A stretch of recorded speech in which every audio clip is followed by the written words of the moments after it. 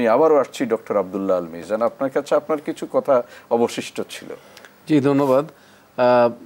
আসলে জাকাতটা আমি যাকে দিচ্ছি তার নিডসটা কি আছে, সে যদি ব্যবসায়ী হয় বা ব্যবসায়িক মানসিকতার হয়, আমরা যদি কালেকটিভলি অথবা পার্সোনালি তাকে একটা ফান্ড তৈরি করে দিই যেটা দিয়ে সে বিজনেস করতে পারে, তাহলে তাকে কিন্তু আর জাকাত দিতে হবে না। একটা সময় দেখবেন যে সেই কিন্তু জাকাত দিচ্ছে। এটাকে একটু সুন্দরভাবে করা যেতে পারে।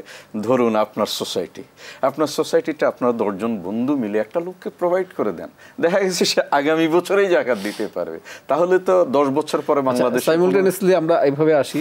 ধরুন একটা মেধাবী ছাত্র বা একটা ছাত্রী, সে মেডিকেলে চান্স পেয়েছে, তার পড়ালেখার ক্যাপাসিটি নাই, এত খরচ, আমরা যদি তাকে জাকাতের টাকাও প্রোভাইড করি, অন্যভাবে দিতে না পারলেও অ্যাটলিস্ট যদি জাকাতের টাকা দিয়েও সে যদি পড়ে আসে, দেখা যাবে সে একসময় ডাক্তার হবে, সমাজের সেবা করবে, এবং একটা সময় তার মাথার মধ্যে এই কাজটা থাকবে, জিনিসটা থাকবে, আমি ইসলামের একটা ফরজ বিধান মানুষ পালন করেছে দেখে আমি জাকাত পেয়েছি এবং আমি আজকে মানে সেই টাকা খরচ করে আমি ডক্টর হতে পেরেছি। জাতি হিসেবে আমরা আরেকটা সিদ্ধান্ত নিতে পারি, আমাদের সমাজে যে বিত্তবান মানুষগুলো আছে যাদের উপরে জাকাত ফরজ, ওনারা যদি একটা জায়গায় অনেকগুলো জাকাতের টাকা একসাথে করে একটা ইন্ডাস্ট্রি করে দেয়, সেখানে যদি ধরেন 1 লক্ষ শ্রমিক কাজ করে, এদেরও তো একটা কর্মসংস্থান, অবশ্যই কর্মসংস্থান হয়। আমরা এই কাজগুলো না করে বিচ্ছিন্নভাবে নিজেকে ফুটাবার জন্য আমি আপনাকে 2টা লিঙ্ক দিয়ে দিই, আপনি জানলে আমাদের দর্শক মণ্ডলী খুশি হবে।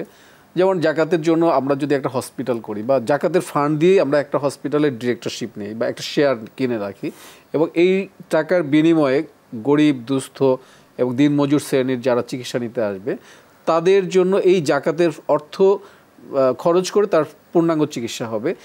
যেখানে আমাদের এমপি মন্ত্রী বা সমাজের ধনকুবের যারা চিকিৎসা নিচ্ছে একই প্রতিষ্ঠানে একই হসপিটালে কিন্তু আমাদের এই জাকাতের টাকা দিয়ে জাকাতের ফান্ড ইনভেস্ট করে সেখানে কিন্তু আমি গরিবদেরকে জাকাতের হকদার যারা তাদের চিকিৎসা ব্যবস্থা করতে পারি।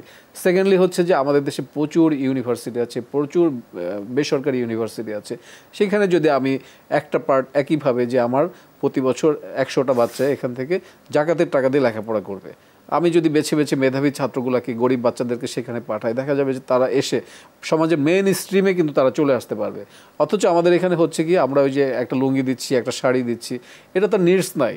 এটা আমি দিচ্ছি, আমি একটা লুঙ্গি পরে আমি লুঙ্গি দিয়ে আমি ছবি তুলবো, ফেসবুকে একটা স্ট্যাটাস দিব, এটা আমার ফুটানি মারবো, আমি 50,000 মানুষকে জাকাতের শাড়ি দিয়েছি, 20,000 মানুষকে জাকাতের লুঙ্গি দিয়েছি, এটা আমার পরবর্তীতে এটা আমার একটা ক্যারিয়ার হিসাবে কাজে লাগাবো।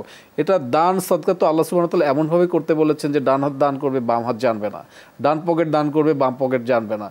তো রাতের আধারে গভীর মানে অন্ধকারে কাউকে না জানিয়ে দান করার কথা বলা হয়েছে, অথচ আমরা এটাকে ছবি তুলছি, এবং যাদের ছবি তোলা হচ্ছে তারা কিন্তু সমাজে হয়তো সে অর্থবিত্ততে কম আছে কিন্তু তার অন্য দিক দিয়ে মর্যাদা আছে, তার একটা স্ট্যাটাস আছে, সেটাও কিন্তু আমরা ক্ষুণ্ণ করছি, তার ছবি তুলছি, এটা আবার প্রচারও করে দিচ্ছি যে মানে মনে হয় যেন কিছু কিছু মানুষ, সবাই না, জাকাত দিচ্ছে এটা মনে হয় যেন সে করুণা করছে।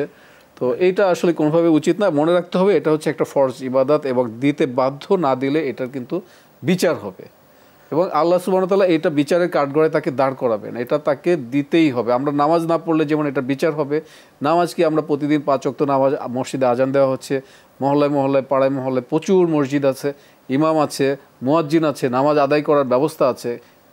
একইভাবে জাকাতের জন্য, জাকাত আদায়ের জন্য আমাদের সিস্টেম থাকা উচিত, প্রত্যেক মহল্লায় মহল্লায় সিস্টেম থাকা উচিত।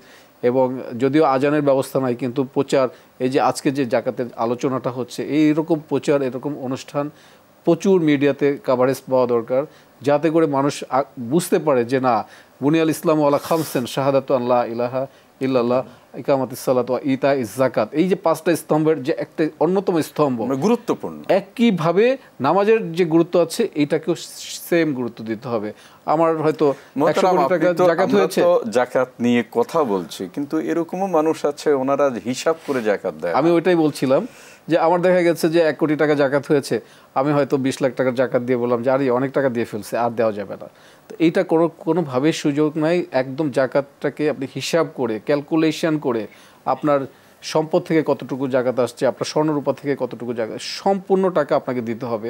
এবং কেউ যদি এটা না দেয়, গড়িমসি করে, আল্লাহ সুবহানাহু ওয়া তাআলা বলেছেন কিয়ামতের দিন তাকে এটাকে মানে পুরা সম্পদ তার গলায় ঝুলিয়ে দিয়ে বলা হবে হাজা মালুকা হাজা কানজুকা, এটা তোমার সম্পদ, এটা হচ্ছে ইয়ে, তখন অন্যান্য মানুষজন তার দিকে তাকিয়ে হা করে অবাক বিস্ময়ে তাকিয়ে থাকবে যে এই লোকটা তো এত ভালো মানুষ ছিল, জাকাত দিত, অথচ হজ করছে, হাজী সাহেব ছিল, অথচ আজকে তার কি দুর্দশা। মানুষকে দেখানোর জন্য এই কাজটা কখনোই করা উচিত না। দুজনের আলোচনা থেকে আমরা এটা পেলাম, জাকাত ইসলামের অন্যতম মৌলিক স্তম্ভের একটি। সুতরাং এই ইবাদতকে নিয়ে অবহেলা করার কোনো সুযোগ নাই। আমাদের যাদের উপরে জাকাত ফরজ হয়েছে অবশ্যই আমাদেরকে জাকাত আদায় করতে হবে।